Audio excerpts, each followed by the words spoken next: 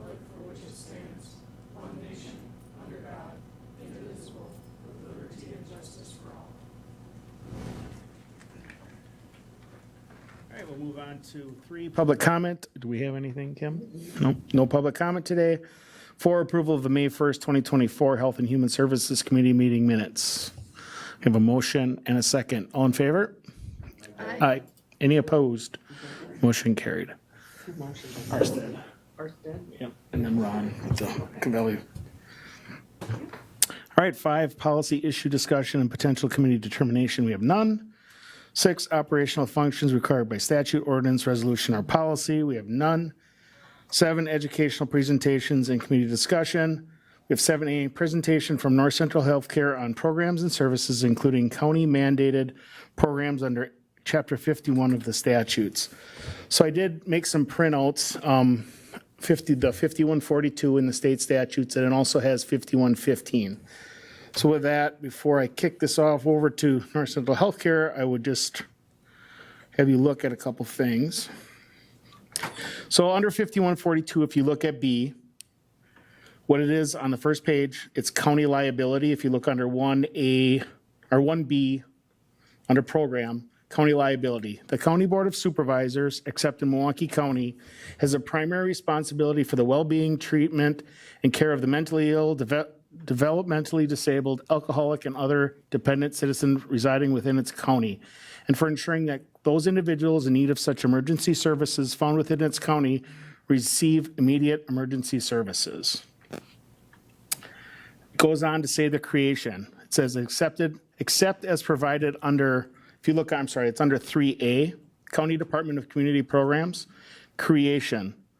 Except as under provided as 46.233B, the County Board of Supervisors of any county except Milwaukee County, the Milwaukee County Mental Health Board, or the County Boards of Supervisors of 2 or more counties shall establish, which means we have to, establish a county department of community programs on a single county or a multi-county basis, or under the multi-county basis, to administer a community mental health, developmentally disabled, disabilities, alcoholism, and drug abuse program, make appropriations to operate the program, and authorize the County Department of Community Programs to apply for grants in aid under 51.423. The County Department of Community Programs shall consist of Community Programs Board, a county community programs director, and necessary personnel. We do that through North Central Community Service Program Board.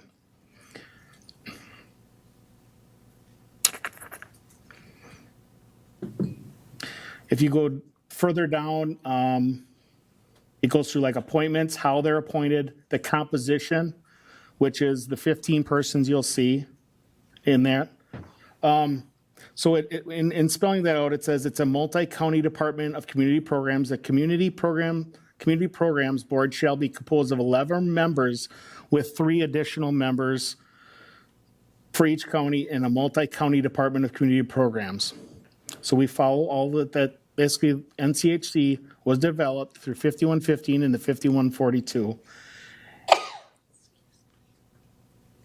Mandated through the state. So with that, I will turn it over to NCHC, and they will go more into detail than I have, just explaining why we do what our obligation is through the state.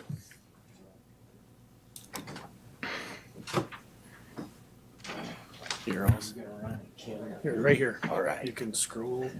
Great. Thank you, Supervisor Boots. Appreciate it. You did a great job on teeing that up for me. So my name is Gary Olson. I'm the Executive Director of North Central Healthcare. Myself and Vicki Tilka are here. I'm going to introduce her in a second, but we want to go over the services that we have and a little bit about North Central Healthcare. So to begin, the partnership that we have with the community started in 1972. That's when they created North Central Healthcare. And it was Peter DeSantis that put that together with the 3 counties. So it's Marathon, Lincoln, and Langwade counties as we have here. This was the first multi-county system that there was in the state. There's 3 that continue today.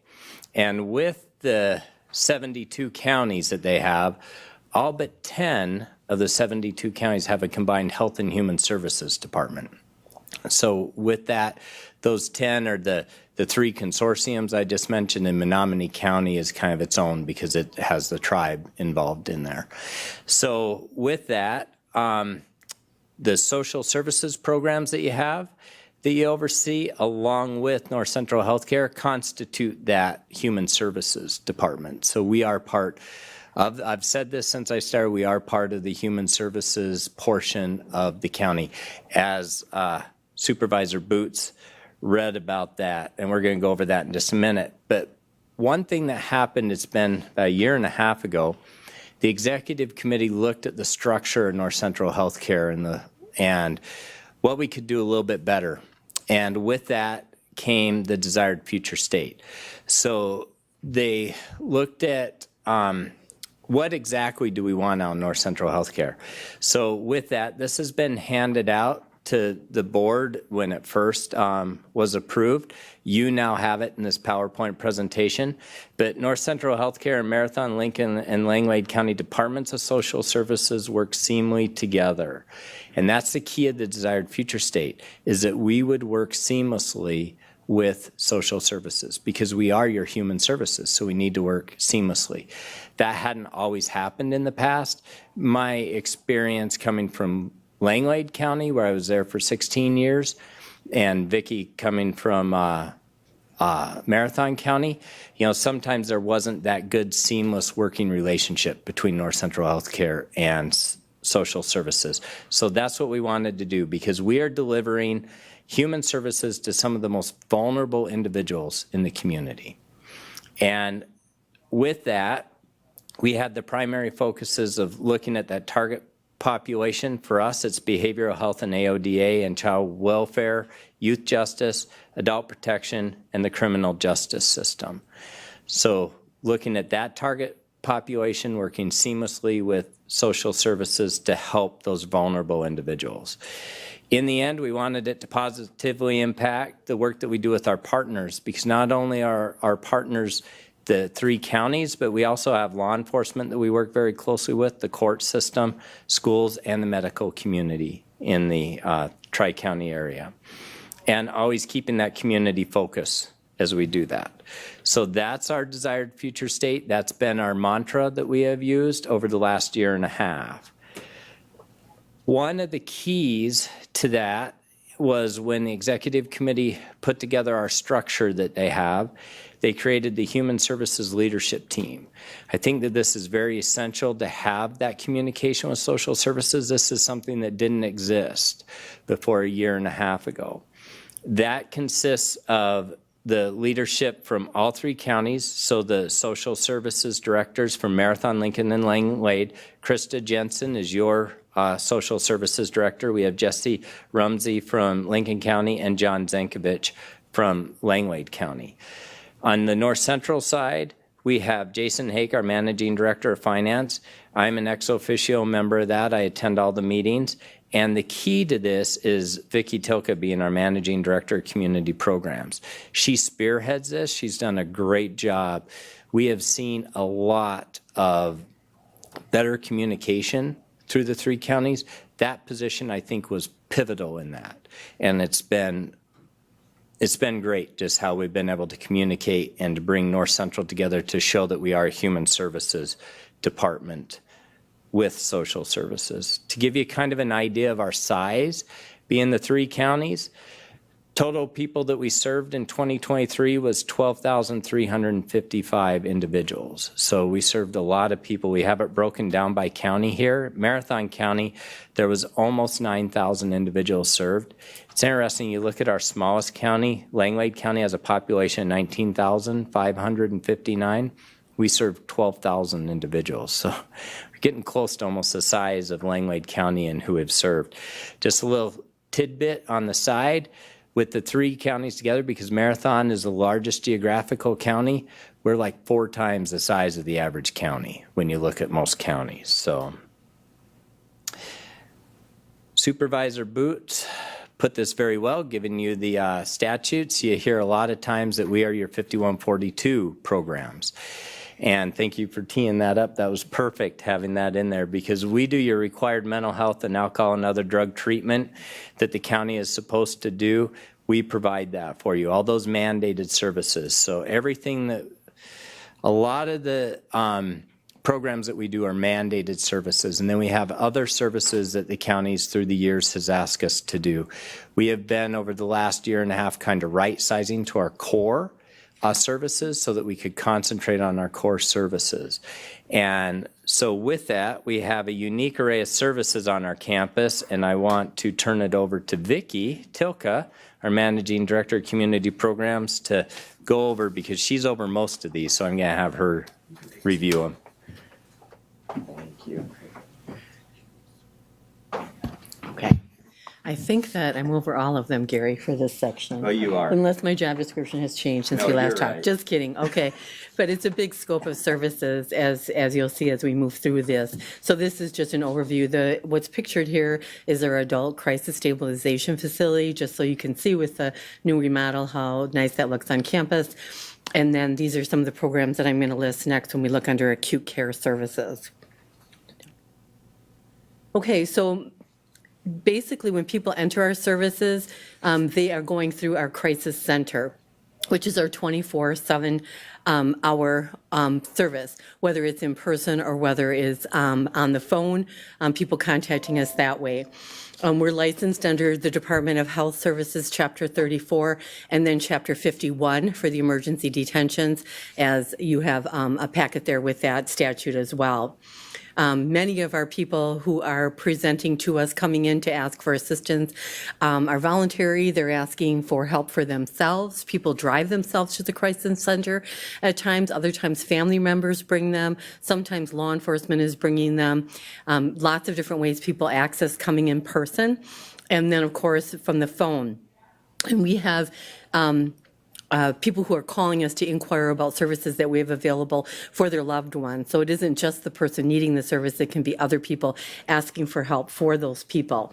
So we are able to then provide that 24-hour assessment, whether it's in person, whether it is mobile. Our staffing is an issue. Can I interrupt you? Sorry. Yes. Just gonna do this. Don't take that the wrong. Just so they can see you on the camera. I couldn't see that side of the room, but now I can see Sorry. everybody. Thank you very much. Came off worse than it was. I know I'm short. I was just in a picture in our News You Can Use, and I said, does this picture make me look short? No, I am short. Okay. So we do mobile assessments. We're not able to do those really to the capacity we would wish to do them. Generally, we're doing those at the jail and at the hospital. We would like to do them more, but we have to use our staff primarily at our center. So as our staffing increases, which we are in a good role, we will be able to do more mobile crisis response. But we can do phone assessments as well. And our whole goal in doing that is talking to the person, talking to those who know the person well to determine what's happening in their life. Something is going on that is getting in the way of them doing their work, their school life, their family life, whatever it is. There's something that's where you can just in general talk about a mental health crisis. It could really be anything. And we see a wide range of things where people are really needing assistance. And so we're going to talk with them about how they can create a safety plan for themselves. We'll assist with that. So the whole goal is to try to keep people in the community and wrap services around them, connect them to natural supports, or connect them to services that we have at North Central Healthcare. So again, it depends on what the person's need is. We're required through statutes to always be looking at the least restrictive measure, which makes sense because we don't want to move to a hospitalization and deny people of their rights being on a locked unit unless it's absolutely required. So we're always going to look at how can we engage people in services. We also have 2 of our crisis professionals who are assigned to the Crisis Assessment Response Team, or CART, for those who are familiar with that. And they are partnered with an officer from the Wausau Police Department and then a detective from the Marathon County Sheriff's Office. And they'll go out during the daytime and make connections with people who are in crisis so that they are helping to alleviate that crisis situation and get them assistance rather than arresting them, because we know that that is not in anyone's best interest to be able to do that. They build relationships with people, and they also will go out proactively to to visit with certain people to make sure that they're getting what they need so they're not going to get back into the spiral of either being in the criminal justice system or requiring hospitalization. We have very good data on that. That could be a whole separate presentation. We have good data on that to show its effectiveness. And overall, our number of emergency detentions have decreased over the years since CART has been in place. And I think that a large part of it is certainly due to this program where it's meeting people in the community to be able to support them. From a budget perspective, Marathon County does do additional funding to support our 2 crisis professionals who work in this program. So here's some data. I did some data, but not a ton, but enough to interest people in a scope of what we do. So when we look at our crisis services, so again, this is our crisis center that's open 24/7, that they are supporting youth and adult type crisis calls, 1,742 encounters in 2023. So that basically means people. That many people were served by the crisis center, and out of those, there were 2,871 assessments, which shows sometimes people have a formal assessment more than one time if their condition changes. So these people that are encounters, they would stay with us for potentially the full year and check in back and forth with the crisis center, and they could be in other services on the campus as well, but that's literally what it's called when we're talking about an encounter. It's not open for case management per se, but we'll have their record, and when they call in, we can reference that and be able to support them when we last talked to them. So you can see it's a significant number of people that we stay in touch with through for Marathon County. When you look at the adult crisis stabilization facility, that is 198 people that are actually in the adult crisis stabilization facility in 2023 from Marathon County, and then 94 in the youth crisis stabilization facility. So those facilities are licensed facilities to be able to provide some type of a brief stay for people overnight, multiple days. The stay is usually 3 to 5 days for people, again, voluntary, who want to or feel like they need to have a break from whatever's happening in their life. With kids, it's really common that they may have some stressors due to family issues, due to school, and it just really helps them taking them out of their environment and being with our staff and having some different supports and experiences that they can have to kind of level out. Same thing with adults. So those are the numbers we have there. Our behavioral health hospitals are open 24/7. These are the locked units, so this is like our highest end of care that we have. People can be in the hospital on a voluntary basis, and then they also can be detained through the 5115 statute that you have as a handout. So our youth behavioral hospital is obviously on campus as well, with 8 beds, and generally we take kids that are aged 13 to 17. And they can, again, have a mental health or substance use crisis happening, requiring inpatient care. So if they're in an acute situation that a psychiatrist would oversee in order to stabilize them, and then have a orchestrated community care plan once they leave. So that's one of the biggest misconceptions that I think have been in the community, and I know I had when I was the director of the Department of Social Services, is really what was the point of the hospitalization and how long people could stay at the hospital, where it would be possible, just even legally possible, insurance-wise possible, and in people's best interest possible. And I thought people could stay at the hospital a lot longer than they actually can. And really, if you want to compare it to an acute care hospital, so say like an Aspirus type situation, if you go in for something immediate, like there's internal bleeding and you're diagnosed with cancer, they're going to have you be admitted to the hospital and be treated for the internal bleeding and get that stabilized. They're not going to have a cure for the cancer before you get discharged from the hospital. So it's very similar. People will still leave and have some issues regarding mental health challenges that they might have. They might even still have a level of instability in terms of not being able to take care of themselves. And that's where we then need to wrap these services around them. It doesn't mean they are going to stay in the hospital until that's all resolved. So our adult behavioral hospital has 16 beds, again, psychiatric care. And because we are not a medical hospital, medical clearance is required for people to come, especially to the adult hospital, although recently we've been having more youth be cleared at the hospital as well for medical clearance, because we need to rule out that there's not a medical issue with adults, especially, well, any adults, but we see it probably more commonly in older adults as having like a urinary tract infection. Some of the symptoms can really mimic something that might look like having an unstable mental health diagnosis. So we have to rule all those things out to make sure that the behavioral health hospital is the correct place for them to receive treatment.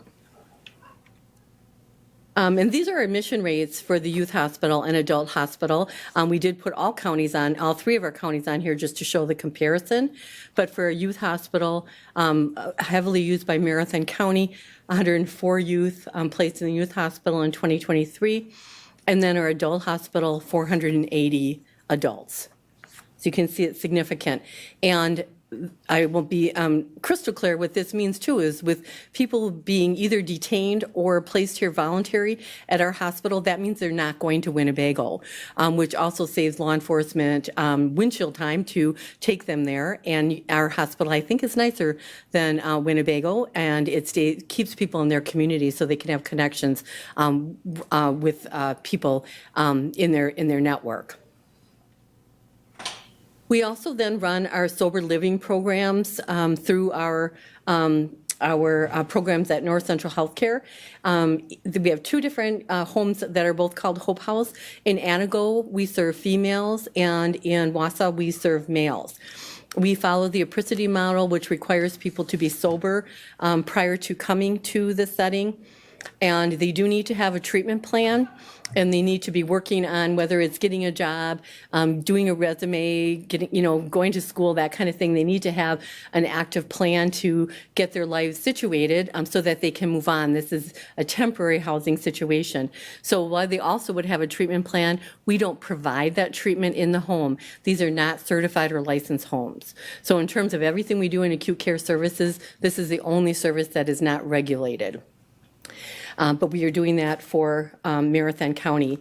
And how it is staffed is with one case manager, and then we have people who are residents there who do very well, and then they can graduate, so to speak, to be a house manager and help provide guidance to others.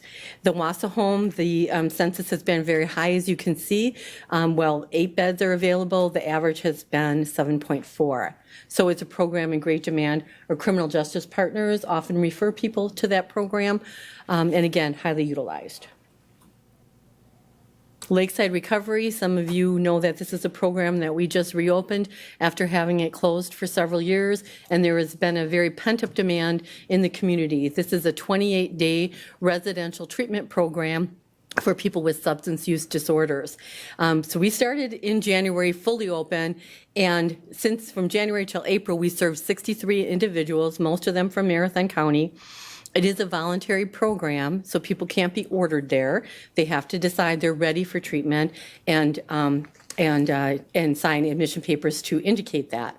It is unlocked, and by regulation, it has to be unlocked. And what that means is people can literally walk out and say, I'm no longer interested in treatment. I don't want to do this.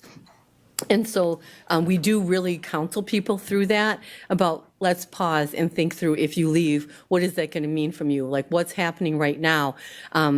Pause and think about, if you don't want to go this group, how about if you just take a time out and come back in an hour and we'll talk about, because the recovery process is very, very challenging, and it's an up and down kind of cycle. So we work with people and try to talk them out of leaving, but at the end of the day, they have the right to leave. It's not a locked unit. We have a very good success rate in terms of people completing the program, and then we also have some people who have self-discharge, as you would expect in any situation. We've had some people who have already come back again, and again, working towards their recovery for a second admission. Through this program, we also have opioid settlement grants that North Central Healthcare receives on an ongoing basis. And what we have available in this grant, this cycle, is outreach, a community outreach for helping people to access substance use disorder treatment. Specifically, we hired a peer specialist and recovery coach who are fully on board, and they are working very, very closely with all of our community partners and connecting people to services. They have already connected with our law enforcement partners. They're going up to the jail and our other justice partners as well. So they are very, very active, and we're really happy to have them because they can talk the talk. They've been where people have been and helping them to encourage when they're ready for treatment that this is what we have available. Okay, I want to just pause because I meant to say this when I talked about the hospital before and then the crisis stabilization facilities before, because this is something that people always ask that I think is important to acknowledge. And when somebody is being discharged from one of our programs, we are making sure that they are connected to something. But again, people have free will. I mean, unless it's a mental health commitment and we have some requirements that we can put into place, the vast majority of our people are able to make their own decisions. However, we are helping them to access services, and whether it be any of the services that we provide on campus or anything else that we know that is available. So we spend a lot of time, we have social workers, and case coordinators, care coordinators on our staff who that's all they do. They're working with the patients when they're there and helping them to connect, maybe even with a family member they haven't talked to for a long time. Is that a person who can be a support for you? So I mentioned that because again, it can be some people don't know the extent of our service. Once somebody does leave our hospital, however, we are no longer involved. We have no authority to remain involved with them in the hospital unless they choose another program on our campus. So now, and this might be a program that they would choose, is our community-based behavioral health services. And we have a variety of services under here that I am going to highlight for you. So this is just a snapshot of our nice Wausau location from the outside. Outpatient services.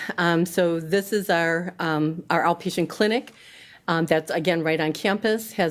Our services that we have is we do AOD assessments, an intoxicated driver program that's required for a county to do, mental health therapy and substance use disorder treatment, and that's both individual and group. With our therapists who are either certified as substance use disorder counselors or dual certification as mental health. Many of our patients who come to see us have a dual diagnosis of mental health and substance use. And then we have psychiatric services available for evaluation and medication management, as well as nurses then who support psychiatry. And we do have a very strong partnership with our Medical College of Wisconsin to get resident psychiatry, which has really helped us to open our access to be able to get people to have psychiatry evaluation and medication adjustments more quickly. So it's been a wonderful partnership. And then we are a teaching organization. So again, we are helping and educating the psychiatrists who are moving on in their careers and learning in their careers. So it's definitely a win-win situation for us. Our residents rotate through outpatient as well as inpatient, and even at times they've rotated through our crisis center, which has been very valuable to them to learn about what happens and what occurs in there and how people are connected to services. Our outpatient has group. We have intensive outpatient program, commonly known as IOP, with people who are in the business, and that is intensive 9 hours a week, 3 days for 3 hours for 3 days. And so it is a challenge sometimes for people to get there if they work, but sometimes we have to figure out how we can help people prioritize that if that's possible to get them there. But that is a program that is for people who are needing more than the once a month type check-in with the therapist. So we're happy to say we have that running. We have a relapse prevention group that runs on an ongoing basis to get that ongoing support. And then it is on our strategic plan is to restart our day treatment program, which is even more intensive than our intensive outpatient. That is, I think, closer to 15 hours a week. So outpatient services numbers served for Marathon County in outpatient mental health, 717, psychiatry, a lot more, 2,144, and then substance use is 784. So the total in treatment, you can see, is over 3,000. And then the number of OWI assessments is separate from that because we're not really necessarily calling them in treatment, but we do the assessments is there as well.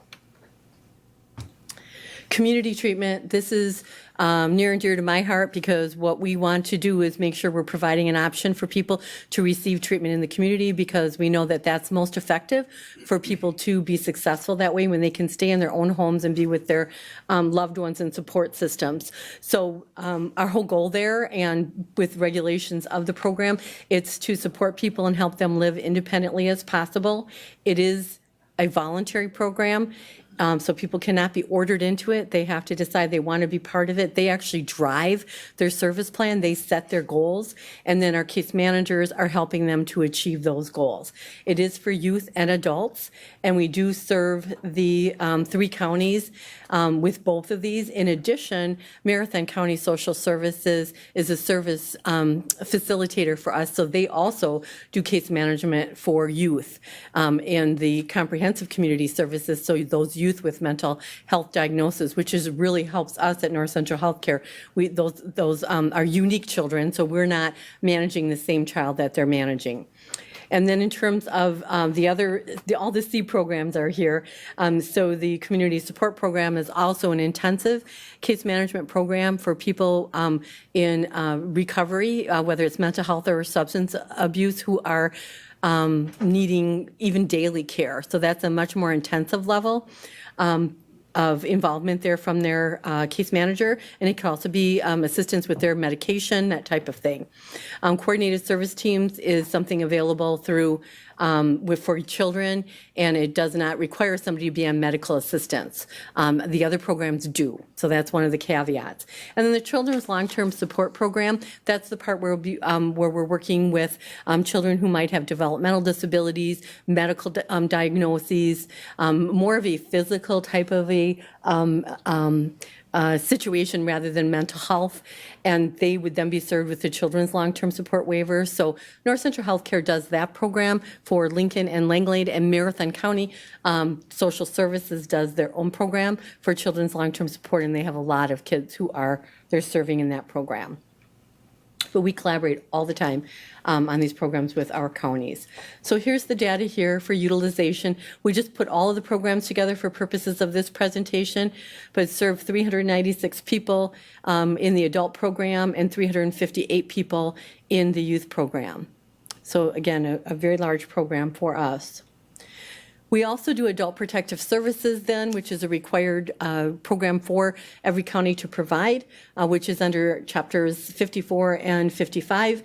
And basically it is, the legal part of this is guardianships and protective placement. So when somebody's at a point where legally a court is able to say that they're unable to make decisions for themselves, their competence level is not at a point where they can make safe decisions for themselves, they could have a guardian. And then in certain situations, if they needed assistance in terms of having a safe place to reside, they could be under a protective placement in a situation like that.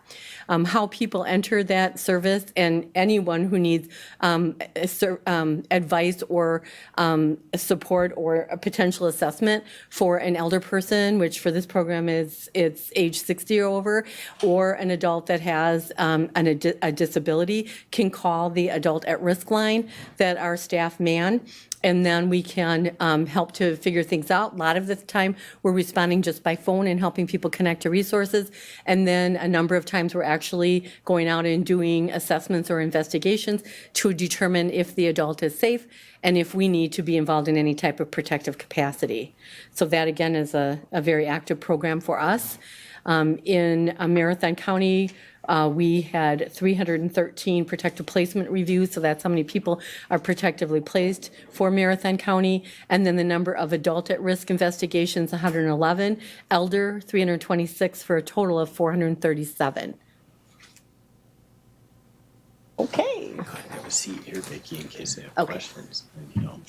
All right. Thank you, Vicki. Just really quickly, a couple of other programs that we run.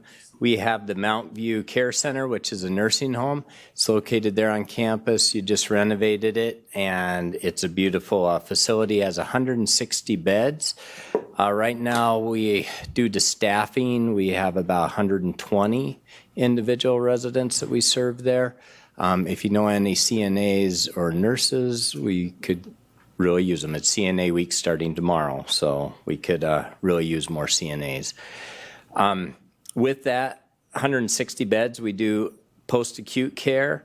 We have long-term care and dementia care. We have one of the best dementia units. We're kind of renowned in the state. We do a lot of trainings across the state with that.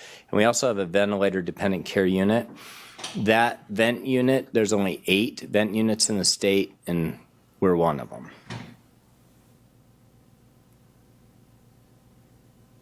I don't know how you did that to go down. Anyway. The other programs that we do is we do adult day services. That's ADS for Antigo. We did do other programs here in Marathon County. We got out of those in November. In Antigo, there was no other entity that handled those programs. Counties used to do developmentally disabled, the DD programs. They're part of the 5142 array of programs. Back in about 2010, when Family Care came around, that's when they started transitioning counties out of those programs. For some reason, North Central didn't transfer out when all other counties had. So last year we transferred out of those programs, following suit to stay with our core programs that are found in the 5142. We do have Aquatic Therapy Center. These are some of the programs. The next 2 programs are programs that we are asked to run. Marathon County's asked us to run the Aquatic Therapy Center. So we have a pool. It's 92-degree therapeutic pool. You have to have a doctor's note in order to utilize it. We have demand transportation that's just done for Marathon County as part of the grant that you receive for the elderly transportation, and we administer the portion of the demand transportation of that grant for Marathon County. We do have our own pharmacy because of all the hospitals and the nursing home and that. We do have a pharmacy on campus. So with that, I'd like to open it up for any questions that you have for myself or Vicki. Go ahead, Supervisor Covelli. Thank you, Chair. Thank you for the presentation. It's a good presentation. One question that I do have, we've been talking a lot about the homeless population and some of the issues that we see coming out of that, like mental health and substance abuse and things like that. Do you serve the homeless population and have programs for like mental health or things like that? We do. Now, I can turn this over to Vicki too, because all of our programs, we serve everybody. So it doesn't matter, you know, as Vicki stated, most of our programs are voluntary programs that we have, but we do serve all of those individuals. And we do have some of the unhoused individuals that we are serving through our programs. So yes, we do. Our programs are not limited to, it's anyone in Marathon, Lincoln, and Langlade counties. So I don't know, do you want to add to that, Vicki?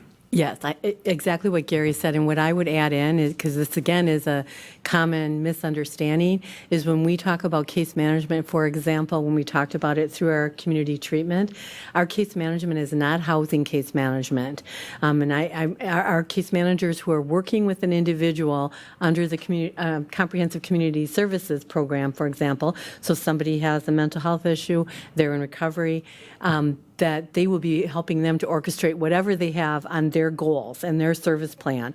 If they're unhoused, they're going to be helping them to the degree that they can to get housed. However, they are not housing case managers, and with the caseload they have and what their goals are and their mission is, they're not the same thing as sometimes what we think of when we're talking about a housing case management, a different thing. So we have people who are on our community treatment with a case manager.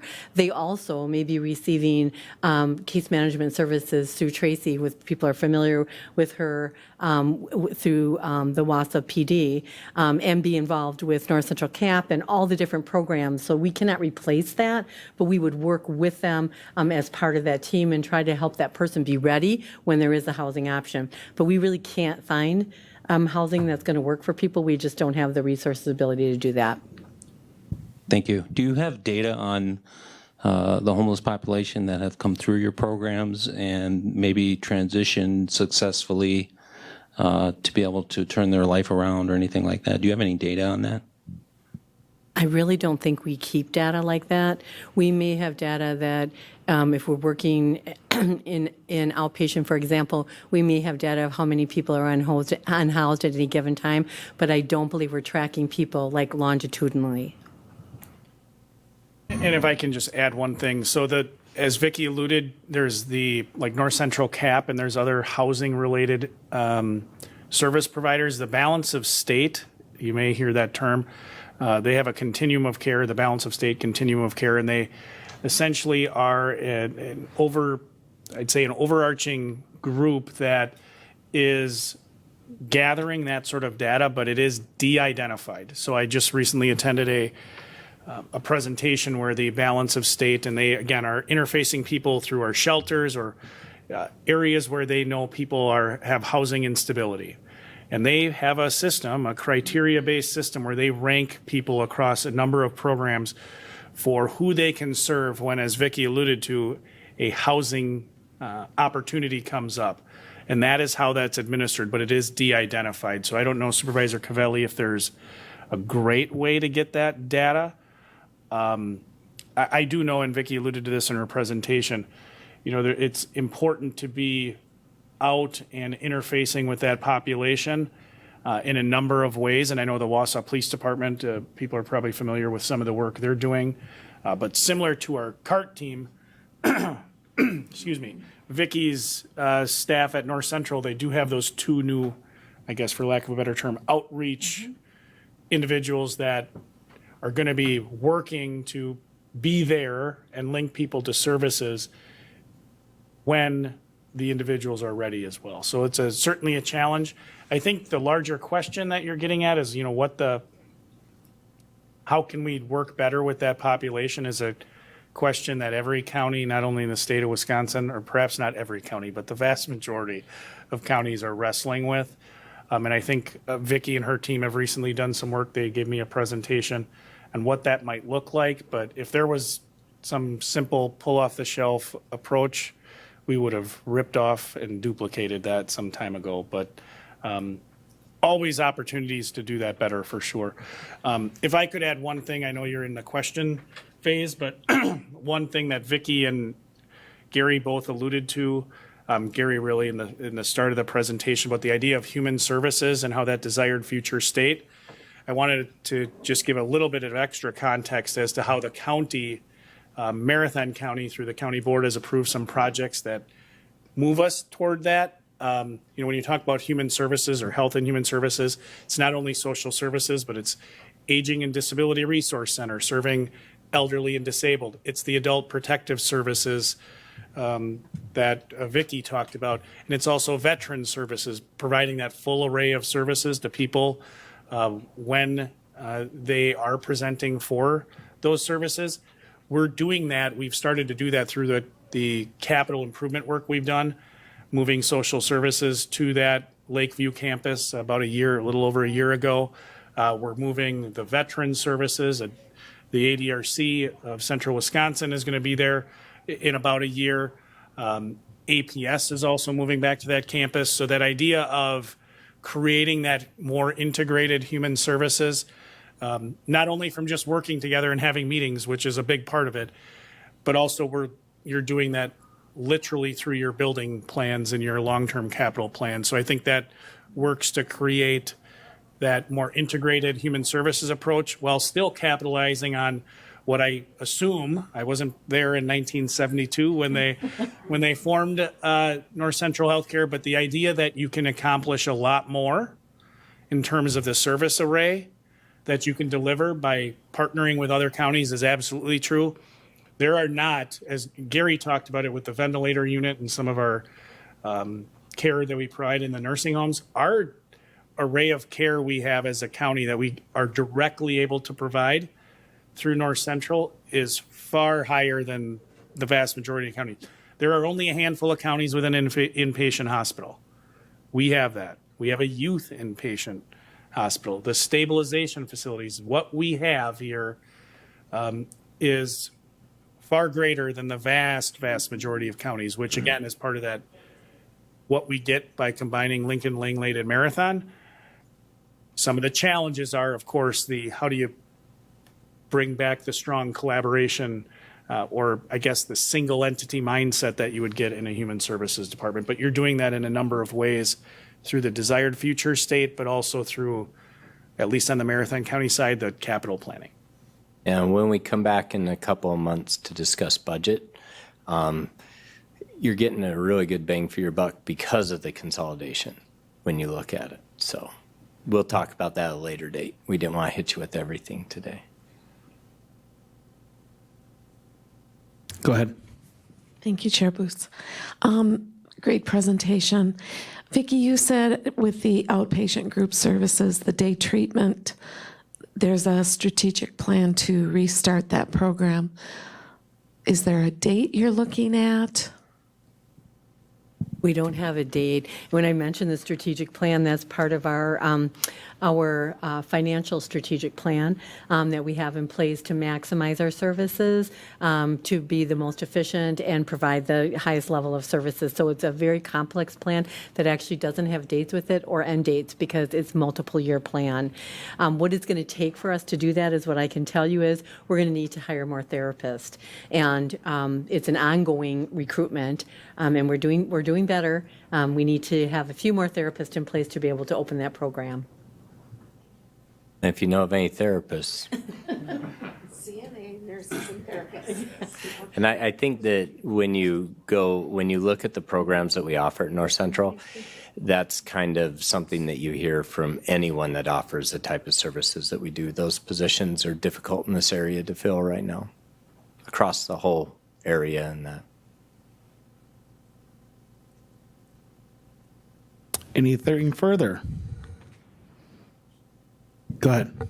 I'd just like to thank you. It was a good presentation, trying to get a better understanding, of, like you said, there's such a misconception of a lot of things out there. And so thank you for the presentation. And my understanding is we don't really have nothing to, as far as the homeless for the housing part of it, but maybe you guys try to steer them in the right direction when they come in.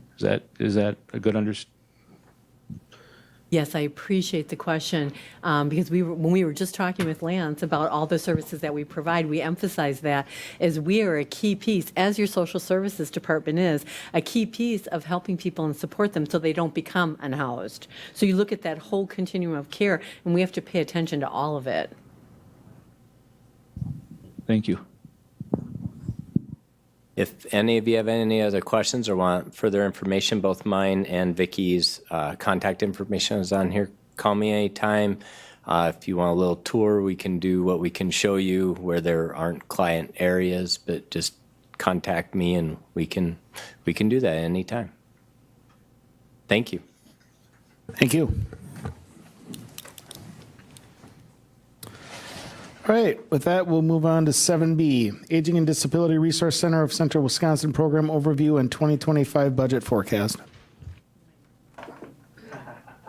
So this was a perfect lead-in. Mike Ray is here from the ADRC, Aging Disability Resource Center of Central Wisconsin. And as I alluded to, one of the big changes for them is next year moving to our Lakeview campus as well. And Mike, come on up and take it away. It's a hard presentation to follow. Great presentation, but I should have gone first. And no, I don't need this to be up because I'm tall, but I also don't have a presentation nor formally. So I'm going to give you a really high level just overview in regards to the ADRC. And then if this committee would like for me to come back and do more of a deep dive, I'd be happy to do that in regards to the specifics of the programs. But so the ADRC, Aging and Disability Resource Center of Central Wisconsin, just a little bit of the historical aspect of it. We were in Marathon County, we were one of the very first ADRCs formed within the state of Wisconsin as a pilot program back in 1999. As that program, gained some ground and saw the benefit of it, and as it expanded in different parts of the state, we were formed as a multi-county entity in 2006 when we joined as Marathon County with Wood County to form the ADRC of Central Wisconsin. And that expanded in 2011.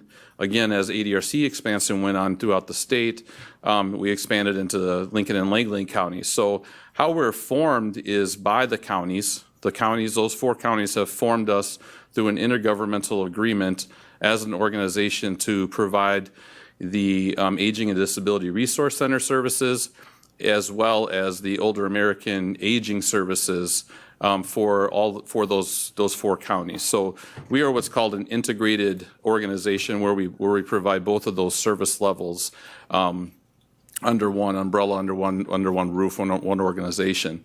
There are counties throughout the state that actually have those as separate offices where they still have an ADRC office and an aging office.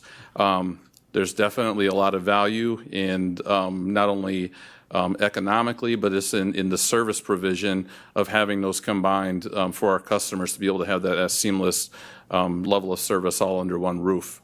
So really what the ADRC is designed to be is that go-to expert level place of, if anything related to aging and disability. So aging being 60 and older, and disability being anybody 18 and older who has a disability. We also do a lot of work with transitioning youth from that youth world or that children's world of service and what they may be receiving into the adult world, because once you turn 18, you become your own person, regardless if you have the ability to be your own person. So, helping them understand what those services are, if they need guardianship, what that process looks like. We collaborate a lot with, all of our social services entities. We collaborate a lot with Adult Protective Services and Social Services and North Central as kind of that connector within our community for our aging and our disabled population. So what our services look like, just to give you a brief overview, again, I can go into a deeper dive into more specifics, but really if a person has any question, and it can be as simple as, do you have the number, or how do I connect with this resource, all the way to sitting down with an individual in their home, talking to them about what their service, what's going on with their situation, what services or supports they may need to help them stay healthy and independent, and then how to get connected to those services as well. I've oversimplified that because it definitely is a complex process. As you're really getting into working with individuals, our goal is to keep people as independent and as healthy as possible, help them to live in their preferred destination. Generally that's within their own home, which also helps them, stay healthy within their own home, within their own setting, with maybe services and supports built around them to try to keep them out of higher cost services such as maybe a nursing home care or assisted living. We're really trying to build around them within their own home. With that said, we're also the entry point into the adult or into the long-term care publicly funded program. So you may have heard of Family Care and Iris, or maybe you've heard the company names of Inclusa or Lakeland. We are the entry point into those programs. So if an individual doesn't have their own personal resources to be able to pay for their services, and we want to make sure that we're helping them understand, if they have some personal resources, how to spend those the best way possible to get the most bang for their buck, maybe stretch those out as long as they can. But if they get to the point where they can't afford their own care, their own services, then we're helping them with that process of determining eligibility. And those publicly funded programs, then once they're determined functionally eligible, and then they have a financial eligibility component to it through social services. So we collaborate really closely with those entities. They have to be Medicaid eligible. Then they help support that individual with what supports they need as well. One of the bigger programs that you've probably heard of, really familiar, is our Meals on Wheels program. So we do provide senior nutrition programs, one of them being Meals on Wheels, and it is a very large program that we have. And I'll just give a little bit of statistics for you. So within our region in 2023, we served a little over 144,000 meals within our 4-county region. Marathon County alone, we served 62,400. So a lot of meals going out to individuals. So within customers, within Marathon County specifically, that's about 570 customers that we've served. And what we always say in regards to Meals on Wheels is it's not just the meal that we provide. You know, that's a person that's checking in with that person. There's a friendly face that's coming to their door. If something's not going well, you know, we connect them to our other staff to make sure that somebody's checking up on them. We connect with maybe their emergency contact to make sure that they're getting the support that they need. So it's more than just a meal. The meal is obviously a benefit to keep them with proper nutrition, which, you know, we know all the benefits of that, but it's more than just a meal. So great program. We've also have our congregate or senior dining sites spread out throughout our 4 counties. We're currently really close to opening a really exciting one in Marathon County. I can't share the news yet, but it's going to be really exciting, and I can't wait to share that news. A little bit different model than what we've traditionally done. Traditionally, we've had you know, a dining site at a community center or maybe at a church within a community. This is going to be different, and pretty excited about it. But I'll come back again and I'll share with you what that's going to be, and we'll get an announcement out as well. With those programs now this is the fun part, the funding part, right? You knew it was coming, right? So with those programs, our funding has stayed static since our inception in 2006. So we are funded primarily, and I should talk about how we're funded. So we're funded primarily through state and federal grants. So that makes up about 85% of our funding coming in is through state and federal grants. We receive about 12% of our budget through county levy from our 4 counties. And then we have some contributions and donations that also make up, really about 1% of our budget. All of that funding has stayed static since the inception of our organization, from the state and federal and our county levy as well. So as Lance talked a little bit about, with North Central Healthcare and also with ADRC having a regional entity, really I think where you see the efficiency with that is within those costs. So it's a real testament, I think, to the model of this organization, that we have never had to come back to our counties and knock on the door and say, hey, we need an increase. I can't say that for other counties within the state, because I've talked to my counterparts and they're going to their county board on an annual basis. And so we've really tried to, through our efficiencies and through just how we run our organization, we've been really fortunate with that. Projection-wise, and it's always about a projection, we're projecting that we're going to face some real challenges with our finances starting in 2025. And the reason for that is, even though COVID was a horrible thing, it did bring in some finances to us. So we were able to receive about $400,000 in American Rescue Plan Act dollars that really supported almost 100% into our nutrition programs. So those dollars end in September of this year. So that's a big hole for us to fill. Now, we do have some money in reserves that, we're looking at how we can plug that. And you're also looking within our budget. There is advocacy being done on the state and federal level. So again, I'm hoping that, the state and feds come in and, look at the value and understand the need for increased costs. But there is, and I've talked with Administrator Leonard and the other administrators within our 4 counties of, we're going to be looking at requesting a small levy increase from our counties. And when I mean small, I'm saying a 5% levy increase. So just for context, that's about $20,000 from Marathon County. So those are some things that I wanted to come and just update you as a committee on the Health and Human Services. Again, I can get really into the deep dive of our budget and our programs if that's what you would like for me to do and to come back and do. But again, I really wanted to just talk a little bit about our programs, what we do, kind of our status right now in regards to our budget, what we're looking at, and just open up for questions. So I would entertain any questions. I also have a lot of data. If you want me to spit it out, I can just start spitting stuff. So. And if I can add one thing, if you look in the budget book, there's a real nice, I should have pulled that up, I apologize. No, that's okay. To kind of give a framework for how ADRC is organized. Mike did a great job of laying that out, but it's right in the budget book. If you go to this current year's budget is on page 55 of 148.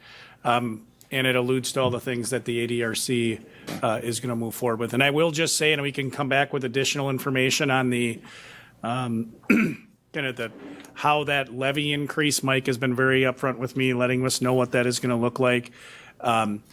As I alluded to before, one of the big things that ADRC is looking to do is move to the Lakeview campus. I can come back and give you a little bit of a presentation on, Mike and I can, on what that's going to look like, and also what that will mean in terms of revenue coming to Marathon County, in terms of rental revenue for that space. Now, of course, it costs us, spaces aren't free, and certainly all the renovation we're doing at the A and B building on the Lakeview campus is not without cost. But, I'll come back with a strategy to address that increase. It's not fundamentally different. Mike made an analogy to how North Central is organized as a multi-county entity, as is the Aging and Disability Resource Center of Central Wisconsin. North Central was in a very similar position with respect to their budget, in that it hadn't gone up for a long period of time. So this is not entirely unexpected. As I said, Mike let us know this was happening, but that agreement is structured in such a way where Mike needs to engage each of the counties. So that's part of why Part of this he's here. process, Yeah. correct. Absolutely.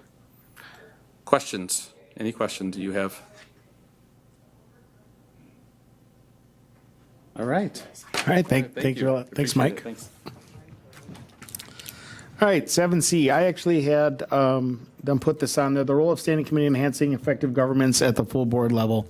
So the reason I put this on there, and we did this at the beginning of the last term, is for new board members. So we're a 38-member board, which, so everyone knows, it's the largest county board in the nation.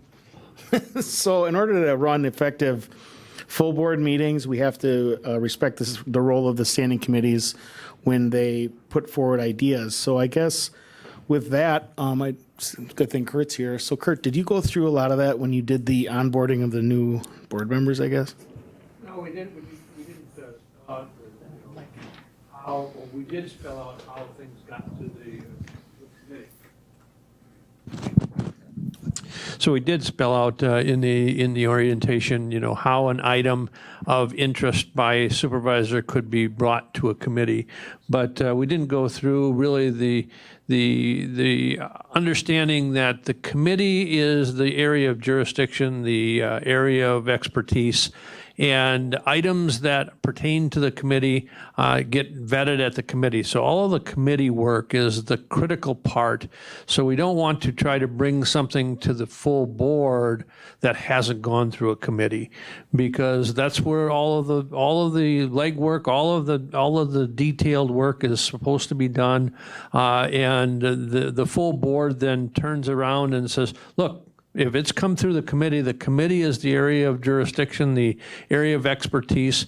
We're going to respect the issue that the committee has brought to the full board. And when we have seen the board work very effectively and very efficiently is when the board does trust each of those standing committees for doing the work that they do. And when we struggle is when we sit there and have the board try to pick apart items that come to the full board that the board wants to pick apart. Not that we can't have discussions. That's not the reason to try to stymie discussions at the full board. But again, it's understanding that the committee work is the critical work, is the area of jurisdiction. You have departments that you oversee, and I mean that in the right way, in that you provide insight as to what you want, and then you give that to the departments to implement. So I would say that's about the level that was provided at orientation. All right. So with that being said, I just would like to encourage, especially the new board members, Supervisor Conway was obviously on the board before, so the two new members to this board, that if you're seeing something that you are questioning or you want further information that refers to the Health and Human Services, make sure you make that known to me or the vice chair or anyone else on this board that you want to see it or you need more information, because we are the area of jurisdiction for Health and Human Services. And it should be looked at upon by the county, the full board, that we are going to be the experts, I guess we'll say, or we talk to the experts in this field, in this area, and bring them something that is thought through at this level. So just make sure if you need any more information to let us know. So. And I would just add, we're again, the biggest thing that we need to understand is we set policy, and we hand the policy. Once we've developed the policy that we want to go to the moon. Okay, and this is maybe overutilized as an example, but we tell the administrator we want to go to the moon. Okay, he's going to come back with a plan and a cost to get to the moon. He's going to say, well, let's see, we got to develop the rocket ship, we got to launch the rocket ship, it's going to cost this, we got to train the astronauts. All of that's going to be a budget item, and it's going to come back, and now you have to determine how are you going to fund it. But we don't sit there we don't say, well, we want to train the astronauts to this level, we want to do this. That's not our job. Our job as supervisors is providing the policy guidance into those departments and committees or departments that we want to see, and not get involved in again, micromanaging. It's a term that's often used. We don't get into employment. We as a board have one employee, and that employee is the administrator. And we depend upon the administrator to, ensure that he has the workforce doing what we have set out in policy that we want done. Yeah, thank you for that. Yeah, I agree with that 100%. Sometimes we get mixed up with the policy and implementation. We're 100% of policy. When I was in the town board chair for 10 years, it was policy and implementation, which is a total different game. But yeah, it sometimes I feel as a board we try to dive too much into things, and that's just human nature, I think. But policy implementation, as I always tell people, we're policy. So with that being said, any questions on standing committee role, or any questions you guys would have that you'd have us answer? Health and Human Services is a big one. So when they first put me on this, when I first started, this was the first committee I was assigned to. There's a lot to learn. Our central health care is probably the hardest one to learn, because there's a lot of things going through there. We have social services, we have the health department, but North Central Health Care has a lot of different services providing. So just getting that, use those resources. I'm like Gary and Vicki said, they're available to us too. So, all right. With that, I guess we'll move on to 8A. Go ahead. So one other thing, I think to bring everything into context, we set policy and we hand off some of the policy development for North Central Healthcare to the 5142 board. But to bring it all into a bigger picture, you've got to understand the complexity of North Central Healthcare. They have over 700 employees.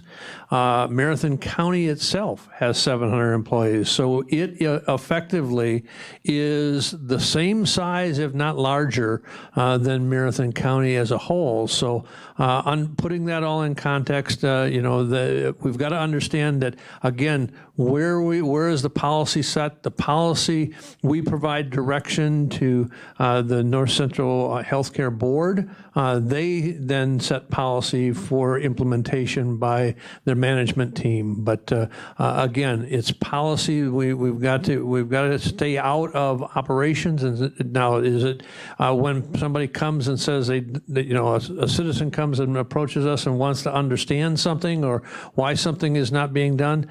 Absolutely. Where do we hand that off to? We hand it off to the professionals that are delivering those services. That's not for us to delve into why is this service not being delivered. It's hand off to the individuals, the professionals that deliver those services. So thank you.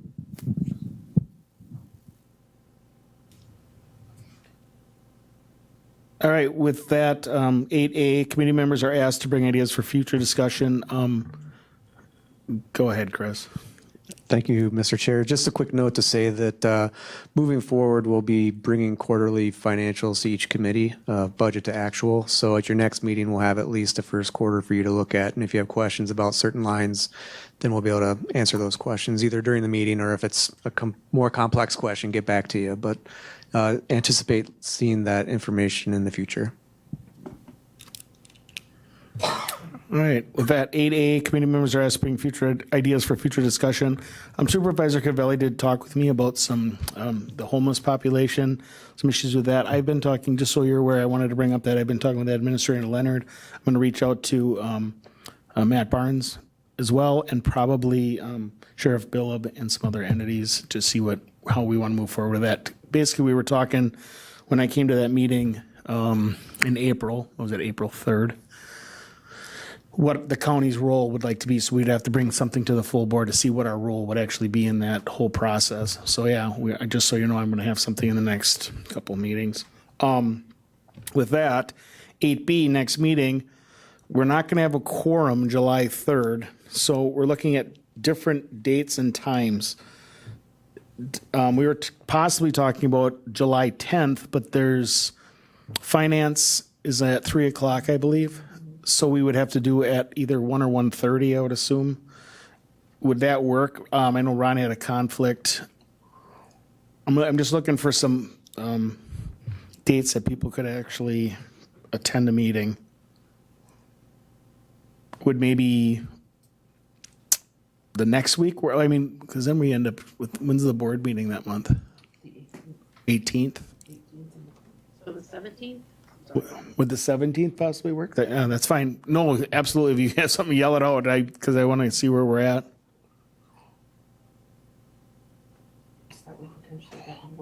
How about the 17th at 3? That work for everyone? No? Yeah? I'm not sure. It depends on. Yeah. Okay. Well, let's tentatively put it on the 17th at 3 o'clock. It's before the board meeting, so we still got stuff we could get through.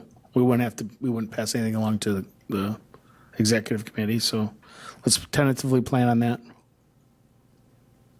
Anything else from the body? I'll make a motion to adjourn. We have a motion to adjourn. Do I have a second? Second by Supervisor Arstead. All in favor? Aye. Any opposed? Motion carried. Thank you, everyone.